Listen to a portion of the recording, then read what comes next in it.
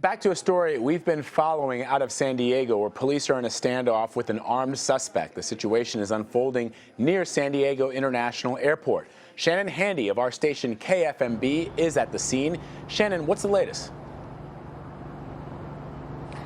Hi, Vlad. Well, this situation has been going on since 9 a.m. our time, noon your time. Let me tell you about this neighborhood we're in. It's called Bankers Hill, so it borders Lindbergh Field, the airport here in San Diego, as well as downtown San Diego. And if you take a look behind me, you can see police are scattered up and down this street. Now, we have been told, both neighbors and the media, to stay back, but I'm going to have my photographer pan over to where this is going on.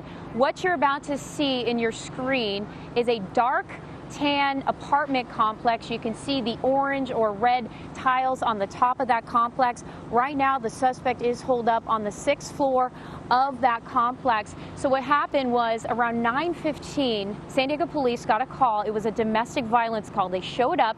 They actually made their way into the apartment. And once they were inside that apartment, officials tell us the suspect started firing at them from an interior door. They were also with a K-9 unit at the time, and officials say those bullets missed San Diego police officers as well as that K-9 by mere inches. So they returned fire and they backed out of the apartment complex immediately.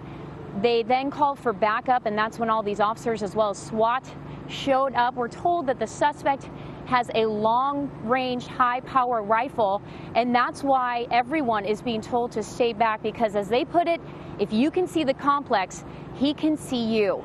So again, very active situation. In fact, Lindbergh Field, no flights are allowed to land right now, and normally in this neighborhood you would see planes flying over every 3 to 4 minutes. This neighborhood is notorious for planes flying very closely overhead. So again, that tells you just how serious the situation is. Police have been using different tactics to get the suspect out. They've been using tear gas. They have also been firing gunshots, and the suspect has been firing shots back. So at this point, we do believe that the suspect is alive. The woman that was involved in that domestic violence situation, she is safe, she is okay, she is with police, and none of the officers were injured during this ordeal. But again, a very active situation here in a well-known neighborhood in San Diego. Residents are being told not only to stay inside, but also stay away from their windows. That's how serious this situation is. And in fact, we, the media, had to duck down a few times behind our news vans because we continuously heard shots. We heard dozens of shots, and I actually spoke to a man who lives next door to the suspect. He said he had to hide in his bathtub and that SWAT officers had to go inside and get him out. And he said that his neighbors were also being evacuated by SWAT officials, but that not everyone made it out of that complex. So we will monitor this situation and hope to have more updates later in the day. And that is the latest from here in San Diego. Shannon, let me just ask you before I let you go, given that some of the folks have been evacuated from the area, you said you spoke to somebody who was a neighbor. Anybody who actually knows who this person might be, or even what the beef may be that he or she has? You know, I asked the neighbor, do you know this guy? And he said, no, I couldn't even tell you what he looked like. I may have said hi in the hallway once or twice. We do have a potential identity of this person, but we're not going to say that name because it has not been confirmed. It's basically a name that we heard over the scanners. But at this point, no one knows what led up to this. I asked the neighbor, I said, hey, did you hear any yelling prior to this domestic violence call? And he said, no, he did not hear anything. And in fact, he literally lives next door, the unit right next door. And he said he didn't hear a thing until he heard one gunshot. He walked out on his back patio and he looked to the side and he saw a bullet hole that went through the wall of his back patio. And he said, you know what, if I was sitting on my back patio at that moment, I would have been shot in the head. That was his words, not mine. And again, at this point, police are just trying to figure out how they're going to get this guy out and what led up to this very dangerous situation. And, you know, as I mentioned, it's not just impacting people in this neighborhood. It's impacting anyone who's flying in and out of San Diego. I mean, it's almost unheard of to have an active shooting situation where they have to ground flights into Lindbergh Field. So this is a very serious situation and one we will definitely stay on top of.